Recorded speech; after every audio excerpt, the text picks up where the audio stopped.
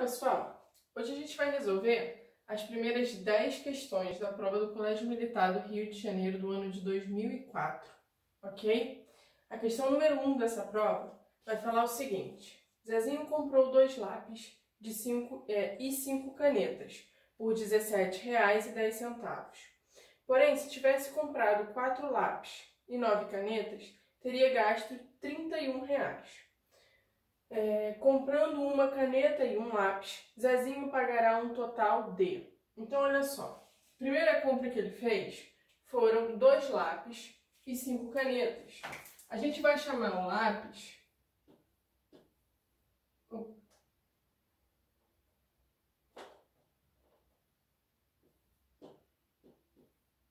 de L e a caneta de C. Se foram 2 lápis, 2 vezes o L, mais... E foram quantas canetas? 5 canetas. Então, 5 vezes o C. Isso deu um total de R$ 17,10. Primeira informação do nosso enunciado. A outra informação é que se ele tivesse comprado 4 lápis, então... 4 vezes o L mais 9 canetas, 9 vezes o C, ele teria gasto R$ 31. O problema pede pra gente quanto ele gastaria se comprasse um lápis e uma caneta. O que a gente pode fazer? A gente tem que trabalhar com as duas informações que o enunciado deu pra gente, tá? A gente sabe aqui, ó, 2 lápis, a gente tem 2 lápis e aqui a gente tem 4 lápis. Percebam que a quantidade de lápis dobrou. Então, é exatamente o que a gente vai fazer. A gente vai pegar toda essa primeira equação e vai multiplicar por 2. A gente vai ficar com o quê? 2 vezes 2 lápis, dobrar a quantidade de lápis, a gente vai ficar com 4 vezes o lápis, 4 lápis, mais, se eu estou dobrando a quantidade de canetas, a gente tinha 5 canetas, dobrando, eu vou ficar com 10 canetas. E quando a gente dobra a quantidade, o preço também dobra. Então, eu vou pegar R$ 17,10 e multiplicar por 2. Então, ó, 17,10 vezes 2, 2 vezes 0, 0, 2 vezes 1, 2, 2 vezes 7, 14, 2 vezes 1, 2, com mais 1, 3. 2 casas decimais, a gente vai colocar vírgula entre o 4 e o 2. Então, 4 lápis e 10 canetas custam R$ 34,20. Eu vou apagar a conta só para não confundir.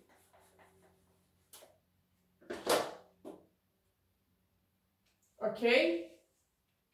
Então, se a gente compara agora essa informação com essa informação, o que a gente está comprando aqui? 4 lápis e 9 canetas. E aqui, 4 lápis e 10 canetas. Concordam que aqui a gente está comprando uma caneta a mais? Então, se a gente diminui os valores, eu vou achar qual é o preço da caneta. E é o que a gente vai fazer. Uma caneta vai ser igual a R$ 34,20 menos R$ 31. Por quê? 4 lápis e 9 canetas são R$ 31. 4 lápis e 10 canetas são R$ 34,20. A diferença daqui para cá é uma caneta, tá? Então, fazendo a conta, 34,20 menos 31. Subtração com números decimais, a gente arma botando vírgula embaixo de vírgula. De 0 eu tiro 0, 0. De 2 eu tiro 0, 2. De 4 eu tiro 1, 3. De 3 3 eu tiro 3, 0. A vírgula a gente mantém no mesmo lugar. Então, o preço de uma caneta vai ser R$ 3,20. Descobrimos já quanto custa a caneta. Agora, a gente tem que descobrir quanto custa o lápis, tá? A gente pode escolher. Aqui a gente tem que 2 lápis e 5 canetas custam R$ 17,10. Vamos usar isso daqui. A gente vai substituir o preço da caneta. E assim a gente pode calcular qual vai ser o preço do lápis, tá? 2 vezes o lápis mais 5 vezes. No lugar da caneta, eu já vou colocar que ela está custando R$ 3,20. Isso é igual a 17,10. R$17,10. Então, vamos lá. A gente vai multiplicar 3,20 por 5.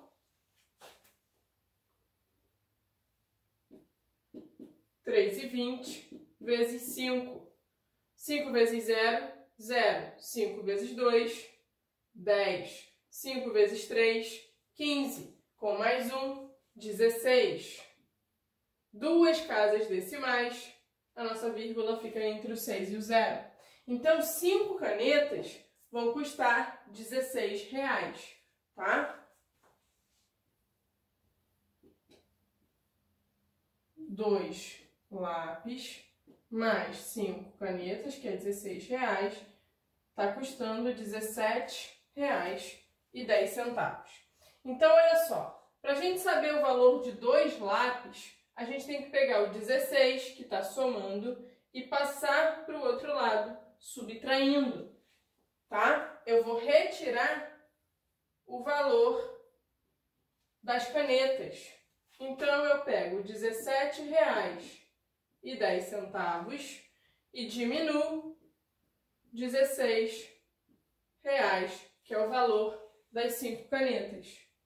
De 0 eu tiro 0, 0, de 1 eu tiro 0, 1, de 7 eu tiro 6, 1, de 1 eu tiro 1, 0. A vírgula a gente mantém no mesmo lugar. Então, 2 lápis custam R$1,10.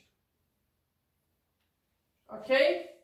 Qual vai ser o preço de um lápis? Um lápis é exatamente a metade disso, né? Já que 2 estão custando R$1,10. Então, a gente vai dividir esse valor por 2. Observem que aqui a gente multiplica por 2. Quando eu passo para o outro lado, esse 2 vem fazendo a operação contrária, que é a divisão. Então, vou pegar 1,10 e dividir por 2, tá? Primeira coisa que a gente vai fazer é igualar as casas decimais. Eu tenho 2 casas decimais, então eu tenho que acrescentar 2 zeros no meu divisor. Feito isso, a gente ignora a vírgula. Eu vou ficar com 110 dividido por 200. Eu consigo dividir 110 por 200? Não. Eu vou colocar um zero no quociente e uma vírgula. E vou acrescentar um zero no dividendo, ok? Agora a gente está dividindo 1.100 por 200. Dá para dividir. O mais próximo que a gente consegue é 5 vezes, que dá 1.000. Vai sobrar 100. Para a gente continuar a nossa divisão, eu já tenho uma vírgula no quociente. Então, eu só vou acrescentar um zero no resto. Fiquei novamente com 1.000 dividido por 200, que é 5 vezes. E não vai sobrar nada aqui, ok? Porque 5 vezes o 200 é 1.000. Então, o preço de cada lápis vai ser 55 centavos. Um lápis, melhorar esse aqui. Um lápis custa 55 centavos. Só que o problema pede pra gente qual é o valor de um lápis e uma caneta. Então, o que a gente tem que fazer agora é somar, já que a gente já descobriu quanto custa a caneta e quanto custa o lápis. A caneta custa R$ 3,20, o lápis custa 55 centavos. Vou fazer a soma, 3,20 mais 55 centavos. Isso vai dar o quê? 0 com 5, 5. 2 com 5, 7. 3 com 0, 3. A vírgula a gente mantém no lugar. Então, o preço de uma caneta mais um lápis custa R$ 3,75. A opção que vai falar R$ 3,75 pra gente é a letra B, tá? Isso aqui, ó, lápis mais caneta. É o que o problema pede, tá bom? A próxima questão, questão número 2, vai falar o seguinte. Considere as sentenças abaixo. A primeira sentença vai falar o seguinte. Escrevendo-se todos os números naturais de 1 até 765, inclusive os extremos, escreve-se 665 números de 3 algarismos. Então, olha só. Vamos lá. A primeira afirmativa vai falar que escrevendo de 1 a 765, 1 até 765. Ele está falando para a gente quantidade de números com 3 algarismos. Então, vamos lá. Quantidade de números. Primeiro, a gente tem que ver quais são os números que levam 3 algarismos. O primeiro número com 3 algarismos vai ser o 100. Então, eu quero do 100 até o 765, ok? Porque ele só interessa a quantidade de números com 3 algarismos. Então, vamos lá. Como é que a gente calcula a quantidade de números? Incluindo os extremos, né? Então, a gente vai fazer o quê? O 765 menos o 100. E eu vou somar uma unidade. Por quê? Porque eu estou incluindo 765 na minha conta, que é o extremo, tá? Então, 765 menos 100. Vou ficar com 665. Tenho que somar uma unidade. Fiquei com 666 algarismos. Números com 3 algarismos, tá? Números de 3 algarismos. É isso que o enunciado fala, né? A afirmativa fala? Não. A afirmativa fala pra gente que são 665 números. E tá errado. A gente encontrou 666. Então, essa daqui, ó, é falsa, ok? Segunda afirmativa. Escrevendo-se todos os números de 3 algarismos distintos e utilizando somente os algarismos de do número 4, 5 e 6, o maior desses números terá 65 dezenas. Então, vamos lá. A gente tem o número 456, tá? Ele quer números de 3 algarismos e esses 3 algarismos têm que ser distintos. Quais vão ser os números que a gente consegue escrever com 4, 5 e o 6?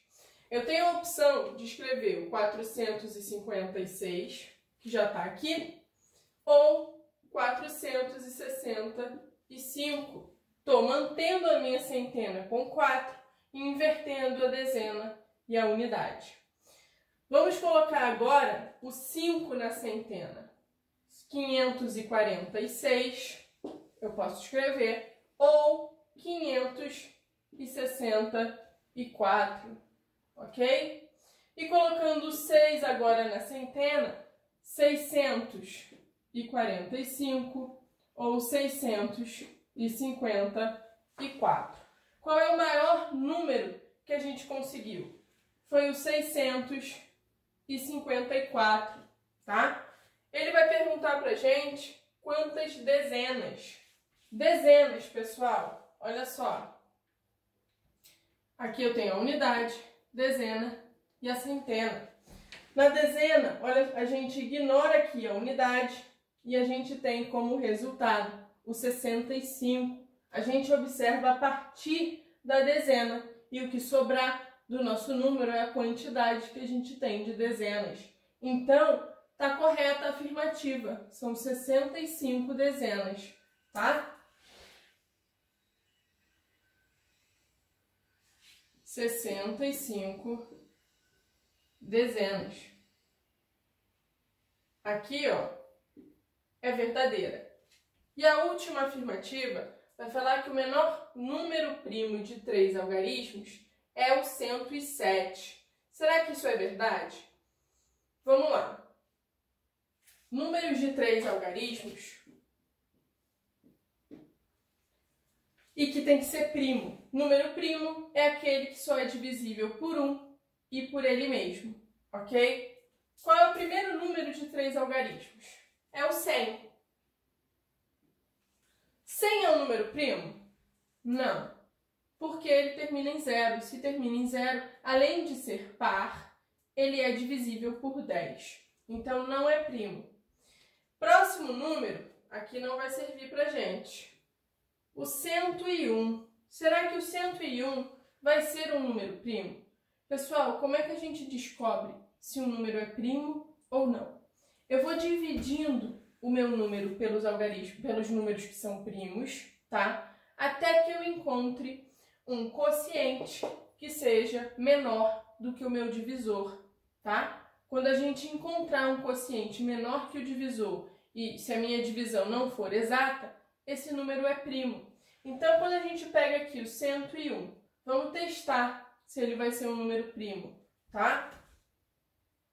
Se eu divido o 101, eu não vou começar dividindo por 2, porque a gente já sabe que vai dar um quociente maior. Eu quero um quociente que seja menor, tá? Por 3, também vai ser maior. Então, a gente vai jogar no número primo alto. Vamos dividir, então, por exemplo, por 9 ainda seria pouco. Vamos dividir por 11, tá? Vamos ver se a gente consegue um quociente que seja menor do que 11 nessa divisão, tá? Eu vou pegar o 101 inteiro, porque 10 é pouco na divisão por 11. O mais próximo que a gente vai chegar vai ser 9 vezes o 11, tá? Vai dar 99. E o resto dessa divisão vai ser 3. Então, conseguimos um quociente que é menor do que o meu divisor e a minha divisão não é exata. Significa que o número 101 é primo, tá? Se ele é um número primo, ele é menor que o 107. Então, essa afirmativa está errada. Ela é falsa. Vamos voltar à questão, o que ela pergunta? Pode-se afirmar que, na letra A, todas são falsas? Não, a nossa segunda afirmativa é verdadeira. Na letra B, apenas a primeira afirmativa é falsa? Pessoal, a primeira e a terceira são falsas. Letra C, a primeira e a segunda são falsas? Não. A segunda a gente viu que é verdadeira. Letra D, a primeira e a terceira são falsas. Olha só, primeira falsa, terceira falsa. Então, é isso aí. A resposta vai ser a letra D de dado. Vou colocar aqui no cantinho, tá? Resposta da nossa segunda questão, alternativa D. Questão número 3 vai falar o seguinte: resolva a expressão. Então, olha só, copiei a expressão aqui. É uma expressão que a gente vai utilizar potências, propriedades de potência, para poder resolver, tá bom? Então, vamos lá. O 21, se a gente olha as bases das potências, a gente tem 21 e 7. Quando a gente observa isso daí, a gente nota que o 21 é múltiplo do 7, tá? A gente pode escrever o 21 como 3 vezes o 7. Só que o 21 está elevado a 13. Aqui, ó, estou dividindo por 7 elevado a 13, tá bom? E nesse outro parêntese, o que a gente tem? 9 elevado a 4, 1, 2, 3 vezes. Então, eu posso reescrever como 3 vezes o 9 elevado a 4. Beleza até aí? Vamos lá. Aqui tenho 3 vezes 7 elevado a 13. A gente pode escrever isso como 3 elevado a 13 vezes 7 elevado a 13, tá? Isso está sendo dividido por 7 elevado a 13. Até aí, tranquilo. E agora a gente ainda vai melhorar um pouquinho esse parênteses aqui. Por quê? Porque a gente sabe que o 9 é o 3 vezes 3. Então, 3 vezes 3 vezes 3 elevado a 4, tá? Tô só mudando as bases. Então, vamos lá. Aqui, a gente tem, ó, 7 elevado a 13 dividido por 7 elevado a 13. É um número dividido por ele mesmo, ok? Então, essa divisão dá como resultado 1. E aqui a gente repete o 3 elevado a 13, que está multiplicando por 1. Estou dividindo por 3 vezes. Como a gente fez aqui, a gente vai fazer igual aqui. Eu vou ficar com 3 elevado a 4 vezes 3 elevado a 4, tá? 3 elevado a 13 multiplicado por 1, qualquer número multiplicado por 1 é ele mesmo. Então, isso daqui vai dar o 3 elevado a 13, que está sendo dividido. Olha só, aqui a gente tem base 3, base 3, base 3. E aqui, quando não tem nada, ó, o expoente é 1. Quando as bases são iguais e a gente está multiplicando, a gente faz o que com os expoentes? A gente soma os valores dos expoentes. Então, aqui, ó, repito a minha base, que é 3, e ela vai ficar elevado a 1 mais 4, mais 4, tá bom? E aí? Vou ficar, então, aqui eu repito 3 elevado a 13, que está dividindo 3, 1 mais 4, 5, com mais 4, 9. Fiquei com 3 elevado a 13 dividido por 3 elevado a 9. Mesma base, e agora eu estou dividindo as minhas potências. A gente vai fazer o que com os expoentes? A gente vai subtrair. Então, isso daqui, ó, repito a base que é 3 e subtraio os expoentes. 13 menos 9 vai ser igual a 3 elevado a 4, ok? 3 elevado a 4. As nossas respostas não estão em forma de potência, então a gente tem que resolver. 3 elevado a 4, 3 vezes 3 vezes 3 vezes 3. 3 vezes 3, 9. 3 vezes 3, 9. 9 vezes 9, 81. A resposta que vai falar 81 é a letra C. Então, é o gabarito da nossa questão 3. Questão 4. Vai falar o seguinte. No início do mês, Paulinho recebeu o seu salário e tratou de pagar as dívidas contraídas no mês anterior. Verificou que se pagasse metade dessas dívidas, lhe sobrariam R$ 1.500. Mas se pagasse integralmente, essas dívidas lhe sobrariam R$ 900. Então, o salário recebido por Paulinho foi de... Então, vamos interpretar o que está sendo escrito no enunciado. Eu tenho um salário, que a gente vai chamar de S, tá? Quando a gente paga a dívida, a gente está diminuindo o valor da dívida desse salário, ok? A primeira informação é que se a gente paga metade, ou seja, a dívida dividido por 2, vai sobrar R$ 1.500. Pagando as dívidas, eu estou pegando o meu salário, pagando a metade das dívidas e sobra R$ 1.500. A outra informação é que se eu pego o meu salário e pago a dívida inteira, que eu estou chamando de D, vai sobrar apenas R$ 900, ok? Então, são as duas informações que a gente tem do enunciado. O que a gente pode observar dessa segunda informação, né? Que a gente pode daqui dizer que o salário vai ser o quê? A dívida que eu estou diminuindo, eu posso passar para o outro lado fazendo a operação inversa, que é somar. Então, o salário, a gente pode dizer que é R$ 900 mais a dívida, ok? Tendo feito isso daqui, a gente vai substituir esse salário aqui na nossa primeira equação, tá? Então, ó, eu tenho que o salário menos a dívida dividido por 2, porque a metade vai ser igual a R$ 1.500. No lugar do salário, a gente vai colocar 900 mais a dívida. Estou diminuindo, dívida dividido por 2, isso vai dar R$ 1.500. Vamos lá, eu vou pegar o 900, que está desse lado, e vou jogar para o outro lado.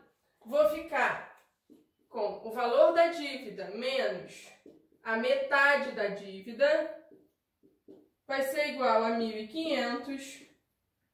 O 900 está somando, ele vem para cá, diminuindo. Então, olha só, interpretando o que está desse lado aqui. Valor da minha dívida inteira menos a metade da minha dívida. Ou seja, o que sobra? Eu estou pegando a dívida toda e tirando metade dela. Vai sobrar a metade da dívida, ok? A outra metade vai ser igual ao quê? 1.500 menos 19 vai dar 600. Então, a gente descobre que metade da dívida é R$ 600. A dívida inteira vai ser o quê? 600 vezes 2. Então, R$ 1.200. Descobrimos aqui qual é a dívida. Mas o problema pede pra gente qual é o salário recebido por Paulinho. A gente sabe que salário menos a dívida é 900. Ou seja, o salário é 900 mais o valor da dívida. Só que a dívida é 1.200. Então, daqui a gente vai ter o quê? Que o salário vai ser... Tá apertado.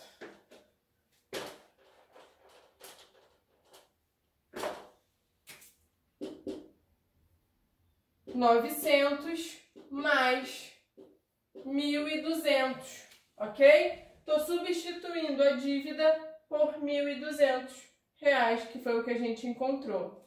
Fazendo essa conta, né? 1.200 mais 900, a gente vai encontrar R$ 2.100. Então, o salário do Paulinho é R$ 2.100. A opção que vai falar 2.100 é a letra A, gabarito da questão número 4.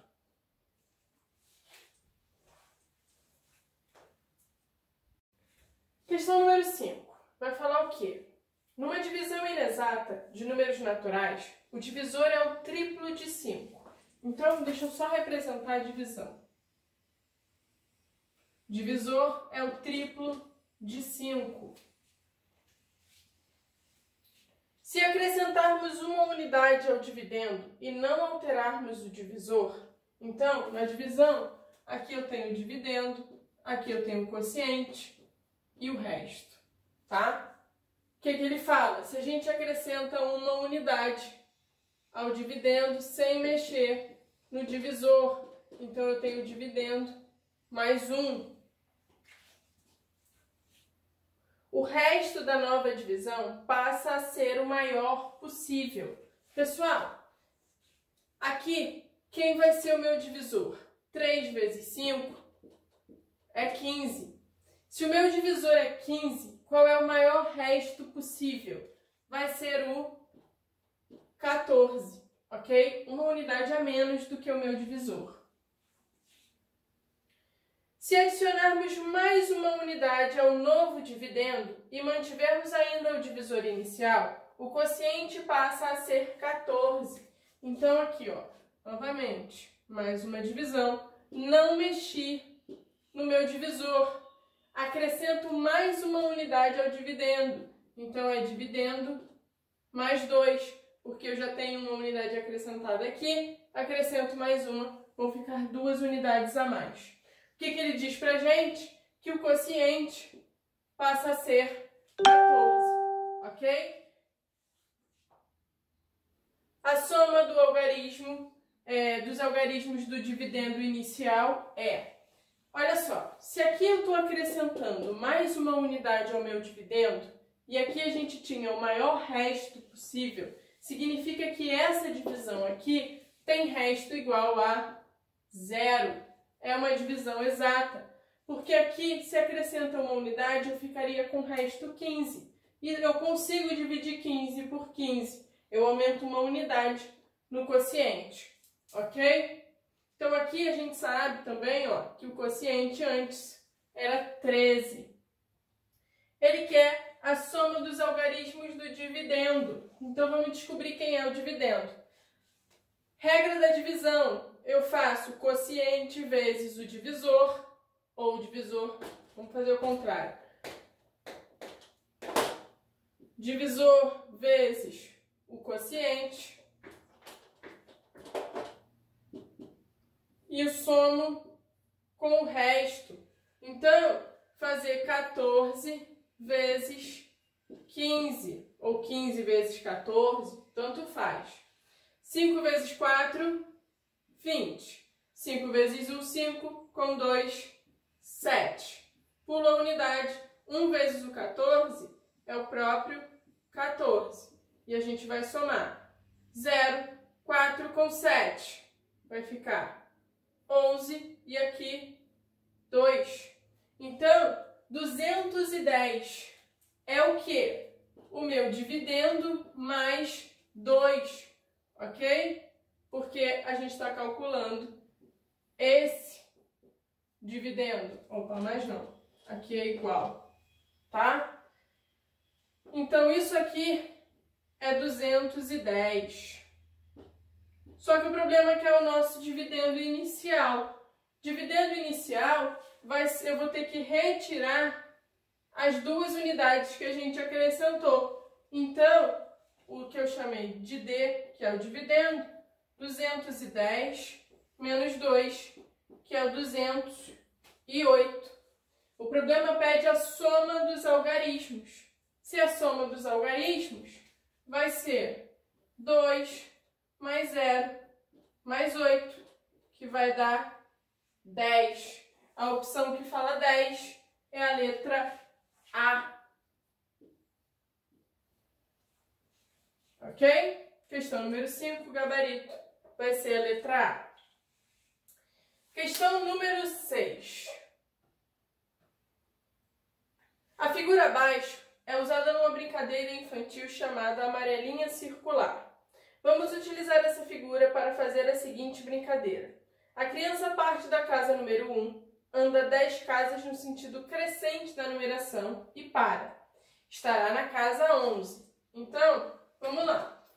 Ela está aqui na casa número 1. Andou 10 casas. 1, 2, 3, 4, 5, 6, 7, 8, 9, 10. Parou na casa número 11. Ok? Depois anda mais 10 casas e para. E assim sucessivamente. Desse modo, a criança irá novamente para a casa 1 após. Então, vamos lá. Se ela anda mais 10 passos, 10 casas no caso, ela está aqui na casa 11. Vai andar mais 10, ó. 1, 2, 3, 4, 5, 6, 7, 8, 9, 10. Parou na casa 3 agora, ok? Percebam que aqui a gente deu uma volta toda na amarelinha, porque eu passei da primeira casa, que foi a casa número 1. Vamos lá. Vou andar 10 casas novamente. 1, 2, 3, 4, 5, 6, 7, 8, 9, 10. Vou parar na casa 13. Beleza? Dando mais 10 passos, a gente vai para que casa agora? Ó. 1, 2, 3, 4, 5, 6, 7, 8, 9, 10. A gente vai para a casa de número 5. Dei mais uma volta na minha amarelinha, porque a gente passou novamente pela casa 1. Então, já demos 2 voltas. 10 passos. 1, 2, 3, 4, 5, 6, 7, 8, 9, 10. Paro na casa 15. Por último, mais 10 passos, né? Vamos lá. 1, 2, 3, 4, 5, 6, 7, 8, 9, 10, 10. Já eu indo embora direto. Paro então na casa de número 7. Vou dar mais 10 passos e percebam que a gente já completou mais uma volta, tá? Então, ó, 1, 2, 3, 4, 5, 6, 7, 8, 9, 10. Paro na casa 17. Terceira volta que a gente completa, ok? Vamos lá, eu quero chegar na casa de número 1. Então, ó, 1, 2, 3, 4, 5, 6, 7, 8, 9, 10. Paro agora na casa 9. Estou aqui na casa 9. Vou dar mais 10 passos. 1, 2, 3, 4, 5, 6, 7, 8, 9, 10. Então, cheguei novamente na casa de número 1. Chegamos aqui na casa número 1, a gente tem que analisar agora quantas voltas a gente deu, porque todas as opções falam em número de voltas. Então, vamos lá, vamos contar. Partida número 1, fui para número 11. Da 11, cheguei na número 3. Dei uma volta. Então, vamos anotar aqui. Uma volta. Estou na número 3. Cheguei na casa número 13. Depois, a gente foi para a casa número 5. Então, já estamos com mais uma volta, tá? Da casa número 5, a gente vai partir e chegar na casa número 15, ok? Ainda não fechei uma volta. Da 15, a gente vai para a casa número 7. Vou fechar mais uma volta. Da 7, a gente vai para a casa 17. Ok? Da casa 17, a gente vai então para a casa número 9. Mais uma volta. Passei pela primeira. Casa número 9. Da casa número 9, andando 10, a gente chega novamente na casa número 1. Então, mais uma volta. No total foram 1, 2, 3, 4, 5 voltas. Ok? 1, 2, 3, 4, 5. A opção que vai falar 5 voltas vai ser a letra C. Então, o gabarito dessa questão é a letra C. Pessoal, na questão 7, ela vai falar o seguinte: tenho menos de 200 bolas de gude. Se agrupá-las de 7 em 7, não sobra nenhuma. Agrupando-as de 6 em 6 ou de 8 em 8, sempre restam 3. Se resolver agrupá-las de 11 em 11, sobrarão. Então, olha só, a gente sabe que se agrupar de 7 em 7 não sobra nenhuma. Então, o número de bolas de gude é um múltiplo de 7, tá? E se agrupar de 6 em 6 ou 8 em 8, sempre vão sobrar 3 bolas de gude. O que a gente vai fazer? A gente vai procurar o menor múltiplo de 6 e 8, tá? Como é que a gente vai encontrar isso? Fazendo MMC de 6 e de 8, tá? Ó, 6 e de 8, MMC, a gente leva em consideração todos os fatores. Vou começar com o fator 2, vai ficar 3, vai ficar 4. Por 2 de novo, 3, e aqui 2. Por 2, 3 e 1. E pelo fator 3, 1 e 1. Acabou a nossa fatoração. O MMC é a multiplicação de todos os fatores. 2 vezes 2, 4. 4 vezes 2, 8. 3 vezes 8 vai dar 24. Então, o menor múltiplo de 6 e 8 ao mesmo tempo é o número 24. Só que o que o enunciado diz? Que se a gente agrupa de 6 em 6 ou de 8 em 8, vão sobrar sempre 3 bolinhas. Então, a menor quantidade de bolas que a gente pode ter é o 24 mais 3. Isso aqui dá 27. Só que o que acontece? 27 não é um número divisível por 7. Então, não é a nossa quantidade de bolas, tá bom? A gente tem que ir testando até encontrar um número que seja múltiplo de 7. Então, vamos lá. O próximo múltiplo depois do 24, de 6 e de 8, vai ser o 48, que eu vou ter que somar as 3 bolinhas que sempre sobram quando a gente agrupa dessa maneira. Vai dar 51. 51 também não é múltiplo do 7. Não aparece na tabuada do 7 o número 51. Então também não serve. Não é a quantidade de bolas que a gente quer. Próximo múltiplo depois do 48 vai ser o 72. Vou ter que somar 3. Vai ficar 75. 75 é múltiplo do 7? Não, não vai ser múltiplo do 7, ok? Continuando, né? Somando aqui mais 24, vai dar 96. Quando a gente soma 3 unidades, 99. 99 é um número divisível por 7? Vamos testar. Pego 9 por 7, vai dar 1. Vai sobrar 2. Desço 9, 29. O mais próximo que a gente consegue é o 4 vezes o 7, que é 28. E vai sobrar 1. Então, 99 também não serve. Na divisão por 7, não dá resto zero. Vamos continuar. Se a gente coloca aqui mais 24, vou ter como resultado 120. Vou somar 3 unidades. 123. Será que 123 vai servir? Vai dar um número que é múltiplo do 7? Vamos lá. Dividindo por 7. Pego 12. Vai ser 1 vezes o 7, tá?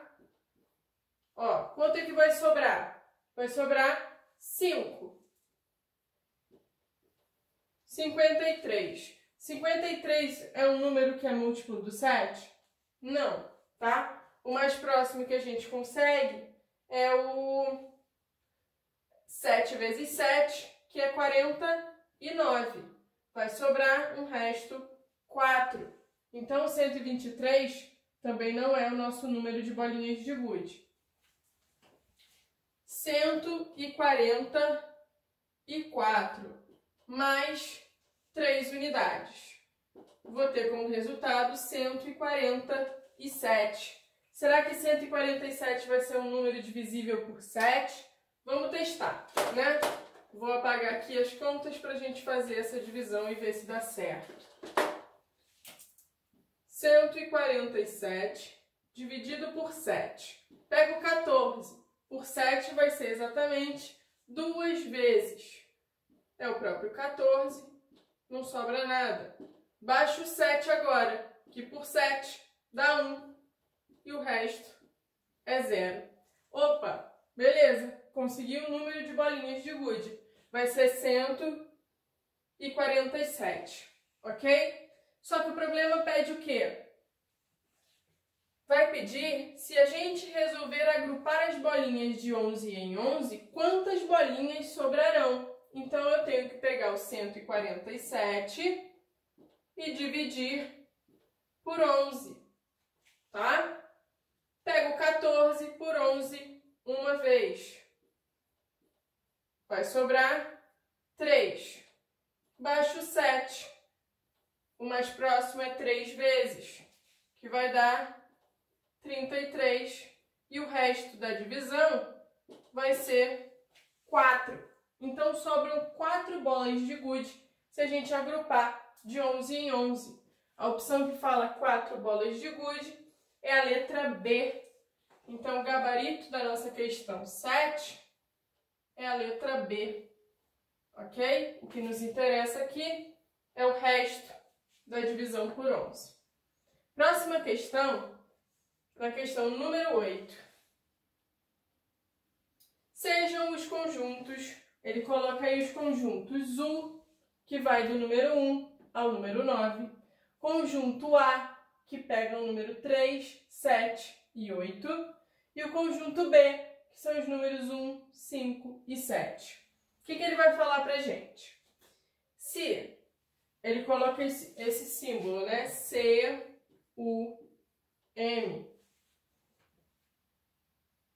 O que significa isso, né? Indica o complementar do conjunto M em relação ao universo U, ok?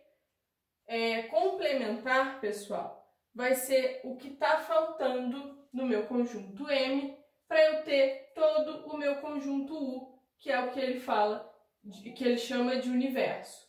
Então, a questão está pedindo, vamos trocar aqui, né? O complementar do conjunto A, interseção com o complementar do conjunto B. Então, a primeira coisa que a gente tem que determinar é quem são os conjuntos complementares, tá? Vamos lá. O complementar do conjunto A em relação ao universo U vai ser o quê? O conjunto A é formado pelos elementos 3, 7 e 8. O complementar vão ser justamente os elementos do conjunto U que não contém o 3, o 7 e o 8, tá? Então, vamos lá. Tirando o 3, o 7 e o 8, quem sobra? O 1, o 2, o 4, o 5, o 6 e o 9.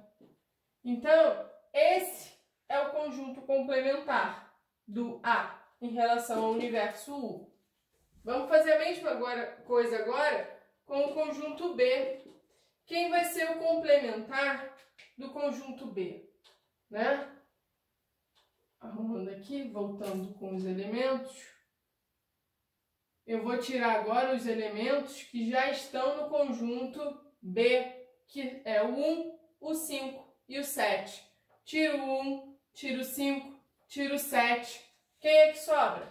O 2, o 3, o 4, o 6, o 8 e o 9. Ok?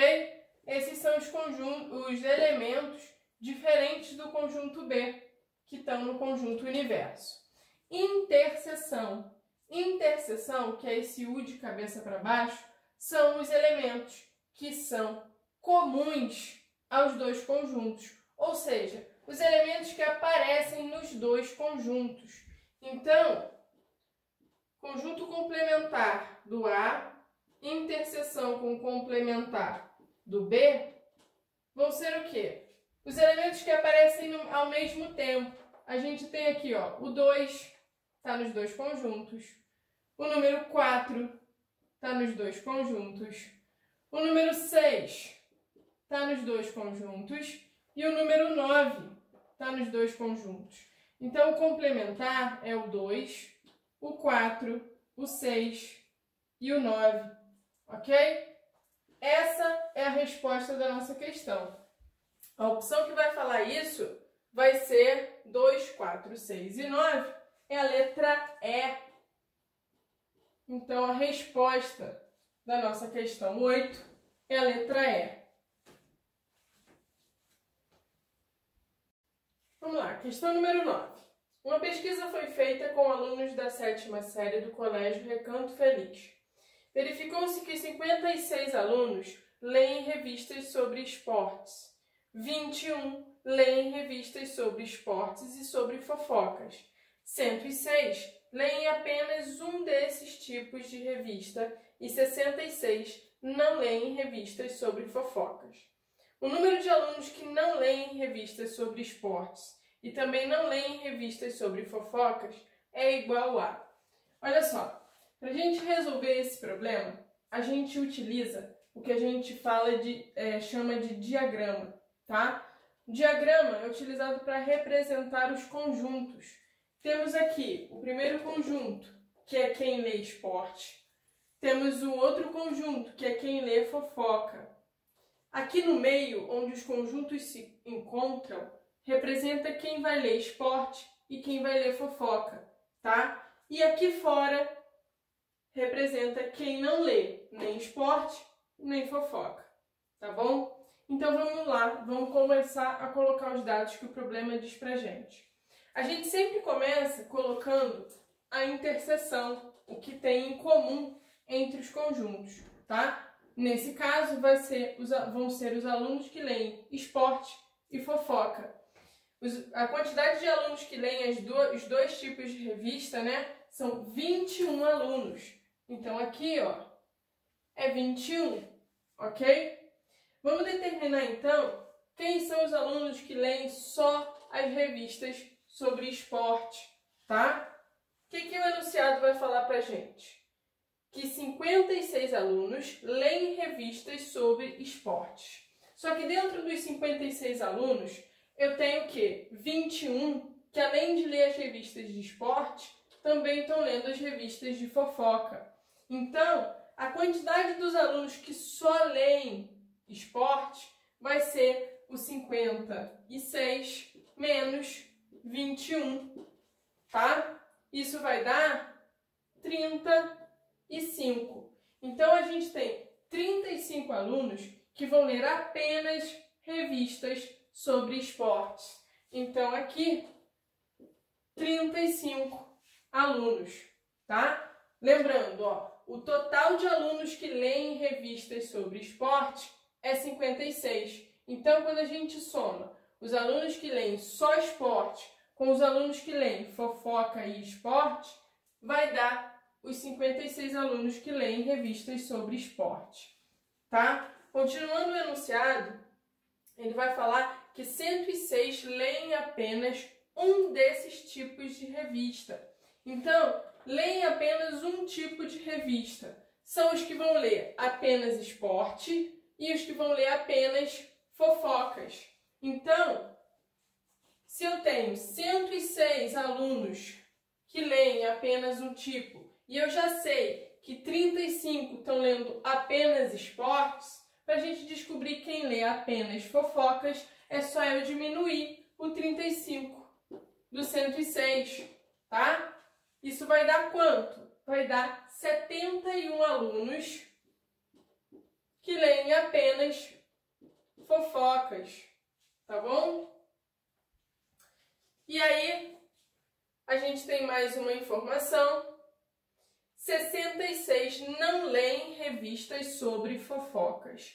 Então, 66 não estão lendo revistas sobre fofoca. O que isso significa, né? Que são as pessoas que leem esporte e as que não vão ler nenhum tipo de revista, tá? Nem de esporte, nem de fofoca. Ele diz que 66 não leem revistas de fofoca. Então, vamos lá. A gente tem 66, vai ser o quê? Vão ser as pessoas que não estão lendo fofoca, então são as que leem apenas esporte. E as pessoas que não leem nenhum tipo de revista, tá? Vamos representar isso aqui por D mais D. Quando a gente faz as pessoas que leem esporte e as pessoas que não leem nenhum tipo de revista, a gente está interpretando o que ele fala, que são 66 que não leem esporte, que não leem revistas sobre fofocas. Então, para a gente descobrir a quantidade de pessoas que não leem nenhuma delas, a gente tem que fazer o quê? O D vai ser 66 menos 35. Quanto é que vai dar isso daqui? Né? De 66 a gente tira 35, eu vou ter como resultado 30... B não, é D. Desculpa. Então, a quantidade de pessoas que não leem nenhuma das revistas vão ser 31. Então, aqui, ó, 31 pessoas, 31 alunos não estão lendo nenhum dos dois tipos de revista. A opção que vai falar 31 pra gente é a letra D de dado. Então, a resposta dessa questão é a letra D. Vamos lá. Próxima questão que a gente vai resolver, questão número 10, vai falar o seguinte. Um livro tem 140 páginas. Cada página tem 2 colunas. Cada coluna tem 30 linhas, com 25 letras cada linha. O número de letras nas 140 páginas desse livro é... Quando a gente tem esse tipo de problema, a gente começa a resolver ele de trás para frente. A gente sabe que cada linha tem 25 letras. Então, a gente tem temos 30 linhas. Então, vai ser 25 vezes 30. 0 vezes 5, 0. 0 vezes 2, 0. Pula a unidade, 3 vezes 5, 15. 3 vezes 2, 6. Com mais 1, 7. Somando 0, 5, 7. Então, a gente tem 750 linhas, ok? Em cada coluna. Só que o enunciado diz que são 2 colunas. Então, eu tenho que pegar 750 e multiplicar por 2, tá? Aqui, ó, número de linhas por coluna, tá? 750 vezes 2, 0. 2 vezes 0, 0. 2 vezes 5, 10. 2 vezes 7, 14. Com mais 1, 15. Então, a gente tem aqui, ó, 1.500. 1.500 vai ser o número de linhas por página, certo? Número de linhas por página. Só que aí a gente tem 140 páginas no nosso livro. Então, eu vou pegar 1.500 e multiplicar por 140. Multiplicar por 0 dá tudo 0. Pulo a unidade. 4 vezes 0, 0. 4 vezes 0, 0. 4 vezes 5, 20. 4 vezes 1, 4. Com mais 2, 6. Pulo mais uma casa. Multiplicar por 1 é o próprio número. Então, aqui vai dar o 1.500. E aí, a gente vai somar todo mundo. Aqui vai ficar 0. 0, 0, 0. 6 com 5, 11. 1 com 1, 2.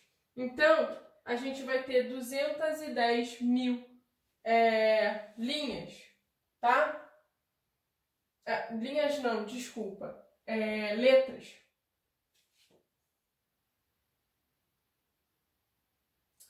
210 mil são letras. Letras. Deixa só eu corrigir, porque o 750 é o número de letras por coluna. Tá? Então, aqui é o número de letras por página.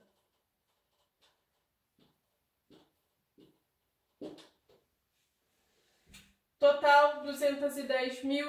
A opção que vai falar isso vai ser a letra E. Então, gabarito da nossa última questão é a letra E.